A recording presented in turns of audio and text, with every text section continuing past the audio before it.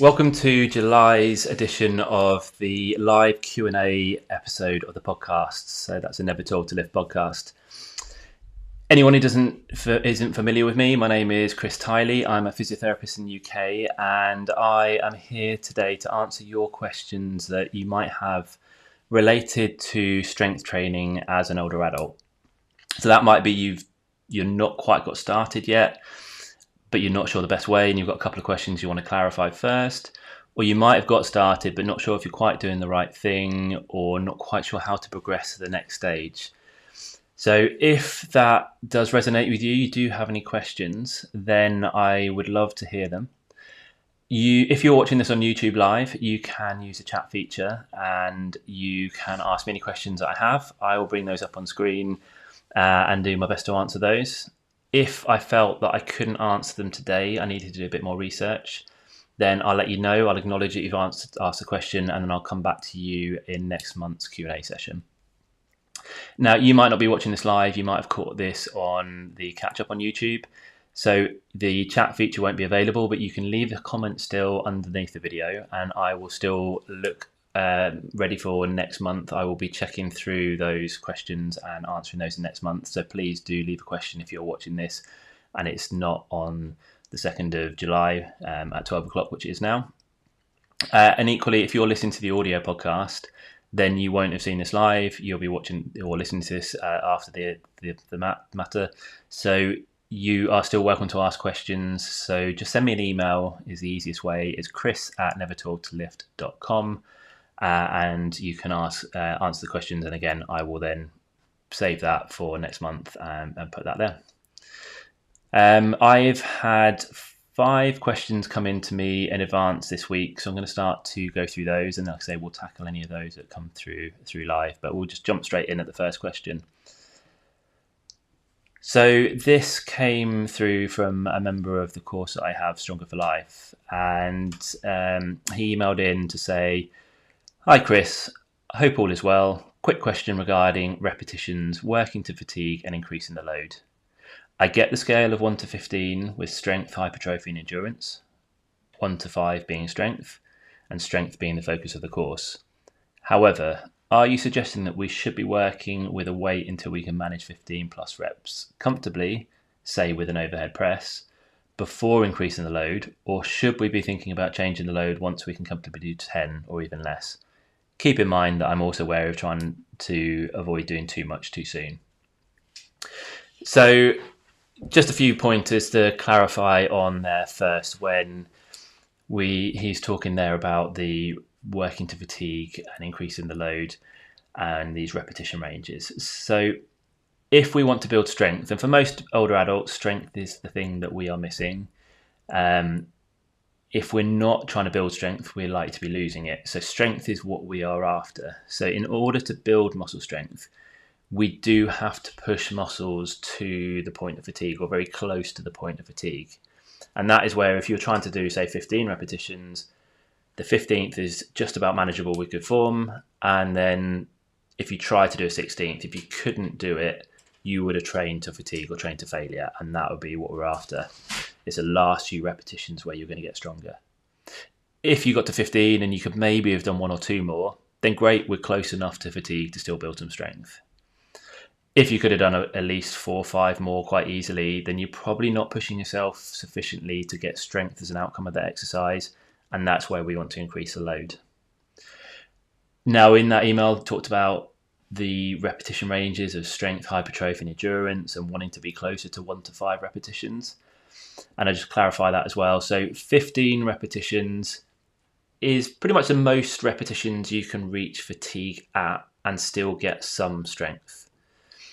You're mainly going to be still in the endurance range at that point, but you will get some hypertrophy, which is muscle size, and a little bit of strength in there. So mainly endurance, but there is some strength, and that's important to know because it's a good starting point and still being able to build some strength. If you'd got fatigue at 20 repetitions, you kind of lose any strength benefit at all there. So it's 15 is the most we can really get any strength from still. If we can increase the weight that you use to bring the repetitions down closer to maybe 8 to 12 repetitions. We've moved more into what we call the hypertrophy zone. So you're going to get more muscular size, which often comes along with a good amount of strength. They're not quite exactly the same rate, but yeah, if you're building muscle size, you will be building a good amount of strength too, and a little bit of endurance. And actually, if you can then increase the weight even further so that we can get your fatigue point down to 1 to 5 repetitions, that's where you get a lot of strength, good amount of size, and only a tiny bit of endurance. So it's a lot more efficient with your use of time, either in the gym or your workouts from home, if you can get closer to 5 repetitions. But you're going to need to use a lot heavier weight in order to do so. And by doing so, if your body isn't prepared for it and it's quite new to you, and you're not really familiar with these exercises much beyond the few weeks you've been doing them, that amount of weight could cause you a bit of an injury or some kind of complaint that we want to avoid if possible. So kind of back to the question here is, should he work with a weight until they can get to 15 reps comfortably and then start to increase the load, or should we do it another way? And yeah, the first part of the question is for pretty much everyone who comes in, whether it's through the course, the clinic, or whether they work through the ebook, I would suggest get confident with those exercises first. Make sure you're happy with them, they feel more familiar, less alien to you. Then add a bit of weight, and it doesn't need to be enough weight to push you to fatigue. It just needs to be a bit of a weight that you feel confident using some weight with that exercise. Then we can jump on to add enough weight so you're pushing to fatigue at 15 repetitions. Because at 15 repetitions, you're going to need a lot less weight, so there's less of a risk of an adverse reaction happening. And then once you've done that for a few weeks, then let's maybe up the weight again and see if we can get your fatigue point down closer to somewhere between 10 and 12 repetitions. Spend a few weeks there, maybe even a bit longer. Then see if we can go to 8 to 12 repetitions, and then eventually get somewhere between 5 to 8 repetitions. And the closer you can get to 5, the more strength you're going to get as an outcome from this. And like I say, the best use of your time. There's not many people I work with that I get them less than 5 repetitions, because you need a lot more weight. And you often need someone around as well for sort of safety side of things there. But I think, yeah, if you can get somewhere between 5 and 8 repetitions over the course of, say, 12 weeks, maybe even longer, where you've worked from 15 repetitions down to the point where you're using a weight heavy enough to get you to 5, that's where I would go with. And that's the sort of the safest way. But like I say, we need to be wary of trying to do too much too soon. Each person coming into this will have different history of injuries, other medical conditions. We have to work to the level of the thing that's holding us back the most. And some people take it a lot longer to get to the point where they get everywhere near 5. And some people never get to 5. They just get to a point where they reach fatigue at somewhere between 8 and 10. And they're comfortable with that. But every time they get to 10 and they feel like they could have done at least a few more, they increase the weight further to keep them in that 8 to 10 range. And given that strength is the outcome that most of us want, we just need to make sure that we never get too comfortable and just keep with what feels safe and never actually push ourselves to fatigue anymore. We always need to keep encouraging the weight up to bring the fatigue point back to where we want it to be. But hopefully that makes sense. Again, anyone watching that's got any follow-on questions from any of that, then please do feel free to put that in the chat below. Then second question was, I'm 60 years old. How often should I weight train each week? Thank you. Now, with that amount of information, it's very difficult to know any specifics of this. But for most people who contact me or who are familiar with Never Told to Lift and the channel and the podcast, they are very much at the beginner stages and trying just to get into it, potentially haven't really considered strength training in the past. And they're hearing now that it's important to build strength and they just want to kind of take those first few steps, or they're already there and just want to progress slightly more. They're not at the real advanced stages. We've been doing this for years and now they're 60. They want to know a few tweaks to kind of increase their personal best in all the lifts. So I'm going to tailor this answer as if it's back to that beginning stages. For most people, the question is often actually not how often should I weight train each week, is what's the least I can get away with each week and still feel like I've done enough to build some strength and to tick the box to say that I'm doing the right things to have the life I want going forwards. It's what's a minimum effective dose rather than what is the most efficient workout I can do so that I really build my physique and get to that massive lift that I was trying to do and win this power lifting competition, because that's a completely different question. If depending on what your goals are, if your goal is I want to do enough to know that I'm taking the best action for me going forwards, but I've never really been interested in this in the past, then it's that minimum effective dose. And for someone who's the age of 60, the answer, as kind of recommended by World Health Organization, is 2 sessions of muscle strengthening per week. Now, there are a separate set of guidelines for anyone over the age of 65, and they recognize that over 65, we are losing more strength at a faster rate as we kind of cross 65, and therefore we need to do more to counter that. So we should actually be doing 3 sessions of muscle strengthening per week if you're 65 or older. That might go against what you might have thought. Some people think over 65, I should probably protect myself a little bit, maybe do a little bit less because weight training sounds scary. And they often think you need to be doing less, but actually, yeah, it recognizes you should be doing more. But for most people, even if you're over 65, you've never done it before, jumping in at 3 times a week can be quite daunting. So I would say 2 sessions a week is what you should be aiming for. If you can do 3 sessions a week, that would be fantastic. Worth noting as well, in addition to the muscle strengthening sessions, whether you're 65 or under or 65 or over, the guidelines are the same. You should also be aiming for minutes of aerobic activity. So they say that we should be doing 150 minutes per week of moderate intensity exercise. Or if we jump up into to vigorous intensity exercise, then we're going to try and get to 75 minutes. So we're doing half.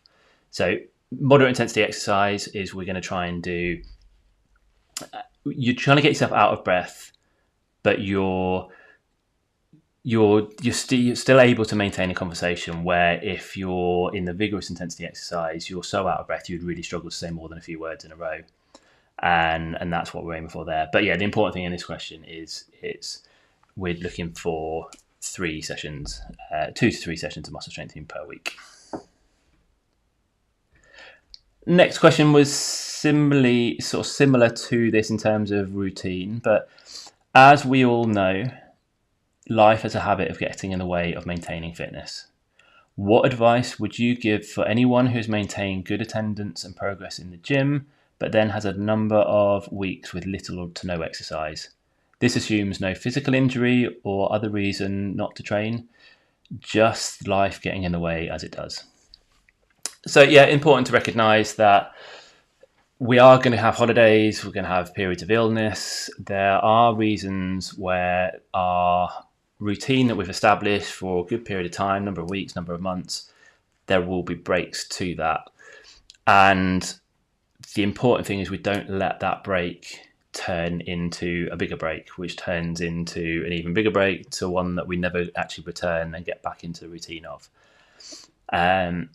It's quite easy to put a lot of pressure on that first workout back after a longer break. So the first thing is just don't think that it's this real terrible thing that you've let yourself had a few weeks off. If you're going on holiday, yes, there's things you could do to mitigate it. You could find a hotel with a gym, and you can then try and do a workout whilst you're there. But equally, have a week on holiday and allow yourself not to feel guilty about it. That's absolutely fine. Same with illness. You don't want to push yourself when you're feeling ill and you might have had an illness that stopped you working out, and trying to push through might just kind of make you feel even worse. Your workouts aren't going to be effective. You probably then delay the recovery time of that illness by doing so. So with this, what I always say to anyone, no matter how long the break is that first workout back should just be a case of getting back into the gym or back into your setup at home and doing something, but it's not at the intensity you did it at before. It is all about seeing if you can just get back in the routine. So my normal recommendation is you go back in that first one of somewhere between maybe half of the weight or the resistance you would normally use, or maybe up to 2/3 as a maximum. But I certainly wouldn't try and match what you did on the last workout if you've had, say, a 3-week gap, because whilst you won't have lost a significant amount of strength, you may well find that you cause yourself, it's a shock to the system again, shock to the body. You might cause yourself a slight injury or complaint that we then got to deal with. I would then spend a few workouts gradually building that back up to close, say, within 10% of the weight that you were using before, and then you can gradually build from there. But again, there can't be too much pressure on that first workout back, because if there's too much pressure on it, you'll end up putting it off, and then as the pressure builds, the likelihood that you're going to pick it back up is going to get less and less. Maybe even just go in, rather than doing, say, 4 or 5 exercises in that first workout, you're literally going there to do 2 exercises, and then that's your workout. Half the time when you get there and you've done your 2 exercises, you think, well, I'm here now. Actually, it doesn't feel as daunting as I thought it was going to be, and I'll carry on and do 5 or 6 exercises, or what my normal was. But yeah, the big thing is just reduce the weight down, and then take a couple of weeks to get back to the point you were at, would be my advice on that one. Again, just a reminder, if you are watching live, then please do feel free to leave any comments with any questions that you have. Again, if you're watching this afterwards, do leave a comment below and with your question, or email me at chris@nevertoiltolift.com, and I will get back to you in next week's live Q&A, which is the first Wednesday of every month at 12 o'clock, and that's London or UK time. Just before going into the next questions, I just wanted to give a quick mention of the Never Too Old to Lift ebook. That is a completely free download that you can get. So it's going to help you understand a little bit more about some of the things I've talked about here on repetitions to failure, or training to failure, repetitions in reserve, the repetition ranges you're aiming for, all that kind of theory to help you understand how we build strength. And then more importantly, some of the exercise progressions and adaptations and modifications you might want to choose to put into a template I provide to build your strength training workout that works for you and your body. Because sometimes that's a hard bit, is if you're trying to follow a program that someone else has laid out that's a one size fits all, there's often something you just can't do. So this kind of helps you, teach you how to make your own workout around your own body. And if you're interested in that, it's nevertoiltolift.com/ebook. I will put the link to that in the description below as well. If you found you didn't like reading off screens, you can get it as a kind of paperback copy, which is available on Amazon. You just search Never Told to Lift. But I also wanted to share an email I got this week from someone who's been through the through the ebook. About a week ago. A year ago, they've been going through this, and it just made my day to kind of receive an email like this, and I wanted to share it with you. So it's, "Hi Chris, sorry for not replying sooner. Just got back from our holidays, which was incredible. Now back at work. I don't know if I told you, but we went to the Cook Islands for our 30th wedding anniversary, and wow, what a trip it was. I have to say, I was blown away with how fit I felt and could do literally anything we wanted to do. We went canoeing for the whole day, going from island to island, and even my partner said he was so impressed with how I kept up and didn't whinge once. We did 4 miles in total. Also did a couple of trips and was jumping up on the back of the truck to ride in the back. It was so funny as the guy opened up the pickup door and said, 'Do you want to ride in here?' And I said, 'No, I will go in the back,' and just hopped up. Thanks again for all your support and guidance. You've changed my life." And yeah, as you can imagine, that just to hear that she worked through the system that laid out in the ebook, she made her program, she's continued to do it, she continued to progress and increase the weights where she needs to. And not only she's had progress and that she's seen in the gym, but to have a big trip like that, and the reason she joined and signed up to the ebook was because she'd noticed things getting harder. She felt like she's falling back on walking, and certain things she couldn't lift herself up quite so easily. And to be able to kind of hop in and out of a pickup truck and be able to canoe without any issues and keep up with the hikes is testament to the strength she's put in, and there's all the efforts she's put into that. But yeah, if that's something that is resonating with you, you're curious about how to get started, and you want to feel like that on your holiday, then do check out that ebook. So it's nevertoldtolift.com/ebook. So let's hide those for a second, and then we'll go back into the next question. So this, again, clearly someone else who did the ebook, but I did a workout as described in your ebook. The muscles in my legs were sore for 5 days. Is this normal? Will the recovery time improve? So this is someone who, when I kind of investigated a bit further, and they gave a bit more information on their email. It's quite a long email, which I haven't done a screenshot of that one and just kind of paraphrased a part of it out of there. But they did a workout. It was body weight squats, and they did 15, and they got to a point where they had a 1 or 2 in reserve, but it certainly wasn't pushing to fatigue within 5 repetitions straight away. They weren't adding weight straight away. They just got to the point where they did 15 repetitions with a couple in reserve. And they then experienced 5 days of quite severe soreness in the muscles in her legs. And then I'll come on to why the muscle part is important there. She said it was particularly sore, really struggled getting up and down from a chair, etc. And so this response is something we call DOMS. It's called delayed onset muscle soreness. And it is, so when she said, is this normal? Then yes, DOMS can be a very normal response. Should it be this severe for that long? Probably not. Because what DOMS tends to be is you tend to feel fine during the workout, fine that evening, and then normally it's the next day, sometimes a day after that, you'll start to feel this soreness kick in. And it tends to then last for a couple of days before then resolving. Sometimes we can have a heightened response to this where it is a lot more sore and it lasts for a lot longer. And the good news is, where the question is, will the recovery time improve? Then, yeah, for majority of people, that tends to improve. It's normal for the first workout you do or the first work back after a big gap to get a DOMS response. And then each subsequent workout after that, if there's any, sometimes it's once and you don't feel it again. Often you'll still get a bit of a DOMS response the next time, but it's less severe, lasts for a number of days. And then after a while, you tend to find that you don't necessarily get a DOMS response unless you take a big jump up in the weight you use.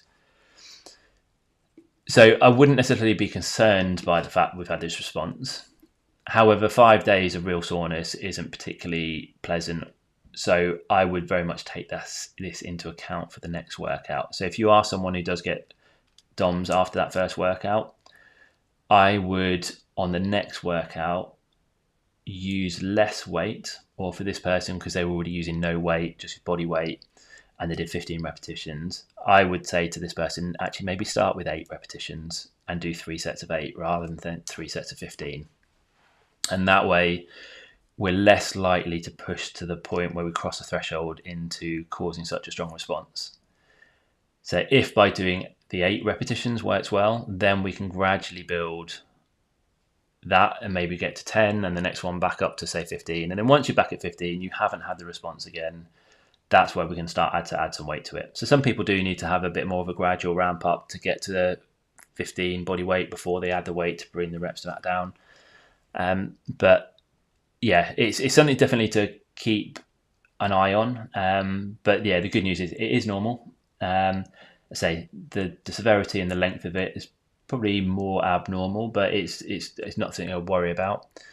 And each time you subsequent workout, you would find the recovery time will improve. But it's understandably a lot of people feel that they don't want to feel that again, so they just don't work out again, and they just said, "I've tried strength training; it's not for me." So the important thing is not to let it affect your desire to want to get stronger and to continue with this. We just need to adapt around it. The reason I said coming back to muscles being the things that we saw being important and relevant is it's the muscles that are getting strengthened, and the muscles that the DOMS is then recovering to then build the strength. If it was a joint pain or probably more the tendon pain as well, I would be a lot more cautious with this, because if we keep flaring up a painful joint, a lot of people might have arthritic joints, and they're finding that each time they do it, their knee is hurting for 5 days afterwards and it's really sore, then that's not about the muscles getting stronger or a normal response to strength training. That's just us flaring up a painful knee, and the more painful that becomes, the less you're going to be able to do, and then we're going to really have to adapt around things. So what we want to do is avoid doing the same workout in the same way that we did, but we need to start adapting exercises around the painful joint. So if it's a painful knee, often it's the depth of the squat that you go into that causes a problem. So you might just do a shallower squat and stay in a pain-free range, and you can still build some strength in the muscles and around the knee in a shallower squat, and then eventually as a stronger, you can then start to explore deeper squats again. So that's one option. But yeah, that's something. And if you do have problems with joint pain and you're not sure, then do send me an email, chris@nevertoldtolift.com, and I can try and help tackle some of those joint specific problems in a future Q&A session. So next one, how can I progress my strengthening exercises if I don't have access to any more weight? So just a quick one again. This is the last question that I had prepared coming into this, and that had been sent in this week. If you do have any questions and you're watching live, then this is the last chance to get it in before the session or the episode finishes. But yeah, back to the question. How can I progress my strengthening exercises if I don't have access to any more weight? So this is something that a lot of people kind of get to this crossroads at some point. Most people that find the ebook or see me in clinic and they're doing things from home will find that they don't feel comfortable in the gym, so they're working out from home. They start using what they have available to them, which is often, if anything, it is a pair of 1 or 2 kilogram dumbbells, maybe a resistance band, but they don't really have much more than that. And they get to that point where they're doing the exercises, they feel confident with them, they can start doing 15 repetitions, and then with the limited dumbbells they've got, or sometimes they'll use a rucksack with bottles of water in to add a bit more weight. But you can get to a point where they can do the 15, they don't get anywhere near muscular fatigue really. If you ask them how many more could they have done, they could say, I could do maybe another 8 or more repetitions. So they're now not building any strength, but they've maximized what they've got available to them at home. So then there's a question is, what do I do now? Some people will go out and buy more weights. So they'll buy maybe adjustable dumbbells, which is a great option. So they're ones where you kind of have a bar and you slide the weight plates on and off. Some people take this opportunity to go, well, actually now I'm confident with the exercises, I'm confident using a bit of weight, I'm just going to transfer that into a new environment, which is the gym environment, because I don't feel scared of everything. I just am a bit cautious of the environment. And then once they've got into the gym, they realise that they can just do the workout they already know how to do. Actually, the gym's a lot friendlier than they realised, and then they progress from there. But again, a lot of people don't want to do that. They don't want to join the gym, and they don't have the finances straight away to buy any more home equipment. So the good news is there are ways of progressing without having access to more weight. First thing I would say is there are ways of adding weight without using what we consider a weight, a dumbbell, kettlebell, etc. We can use, like I mentioned, a rucksack filled with bottles of water. So I did this in lockdown. I used a backpack with bottles of screen wash, and they were really useful because 5 litres of the bottle, so 5 litres of water in the bottle of screen wash is 5 kilograms. So I could fit 2 of those in a backpack. So that's 10 kilograms I had in a backpack already. And I don't know why I had so many of these at home, but I had 2 more bottles that I filled up. They have a handle built into them. I could then do squats. So I did sort of standing up from a chair, sit back down again, and I could do that with 20 kilograms. So 5 in each hand plus a 10 on my back. There's other exercises. Could they got the handle? You can do things where I might do a bent over row, pulling that up towards me. I could hold one bottle and do like a shoulder press. There's different options you can use, but the things around the house that have weight to them that you could add to the existing weights that you already have. So that's one option. Then what we can start to do is, because again, we've established we don't want to add repetitions to the squat. So if you could do 15 repetitions, you could have done more. We don't want to just keep doing repetitions till we hit fatigue, because if we start hitting fatigue at 20, 25, 30 repetitions, we're not getting any strength. One thing you could do, which is similar, so it's not ideal, but you could start adding in more sets of exercises. So rather than doing 3 sets of 15, you might do 4 or 5 sets of 15. So on the last few sets, you might get closer to the fatigue point. So that is kind of one option. What we can start to do is actually, if we make the exercise, the speed at which we perform the exercise slower, that increases the time the muscle is under tension. And that can be a really good way of making an exercise a lot harder. If we just do it a lot slower in like slow motion, that one repetition that we did used a lot more energy than doing it quickly. So if we then do 15 slow ones, you might then find actually the last couple of repetitions are close to the fatigue point, and therefore you are going to get some strength from it. We could also take that a step further and add a hold at the bottom. So if you're doing a squat, you could go as if you're going to sit down to a chair, but just before you get an inch from the chair, just hold it for a few, 3 seconds, 5 seconds, and then come back up again. Again, we're keeping that muscle under tension for a lot longer. So that's another way we can make exercise a little bit more challenging. But the one that I tend to use a lot more of is what we can either do single leg variations of it or a staggered stance option of it. And I'll explain them more what that is. But we're basically, rather than trying to work both legs together, we're trying to favor one leg over the other leg. So with that, so say we're doing a sit to stand, the squat exercise. If you're sat on the chair to start and you have both feet in line with each other and you stand up from there, in theory, you've got 50-50 weight distribution. You've got 50% through one leg, 50% through the other leg. If you've got the balance for it, we can go into a single leg option of that. So we hold one leg up in the air and then we push through the remaining leg to stand up and then slowly sit back down. That would then be us 100% through one leg, 0% through the other leg. So we've suddenly doubled the amount of weight and work that the leg that's doing the work is doing, and therefore you've effectively almost like doubled the weight that you were using. So that you can use quite powerfully to make things more challenging. The problem is that comes with its own challenges of balance, and a lot of people find that the balance is then the limiting factor, and then they can't do anymore. Or they can't do as many as they want to do because of balance, not because they haven't got the strength to do it. So if that's the case, we can move into what we call this staggered stance option. So what we could do is, instead of lifting the foot completely off the floor, we can just step the leg forwards. And the further forwards the forward leg is, the less you can use it to help to push through to stand up. But it's still in contact with the floor and can really help stabilize you and help with the balance.